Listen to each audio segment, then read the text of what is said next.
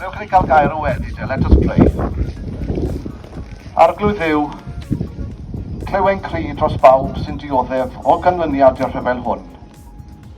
Hear our cry for those who suffer as a result of this conflict. For those in this country who are concerned for loved ones living in Ukraine. For those who have fled their homeland and are longing to return. For those who have lost homes, livelihoods and hope for the future.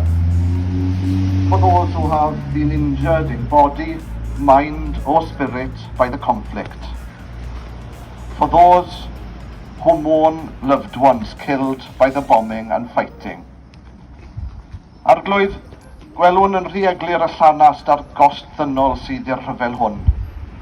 Gofynnwn i ti amgylchynu pawb sydd dy angen di heddiw a gwybodaeth o'r gariad di ffail.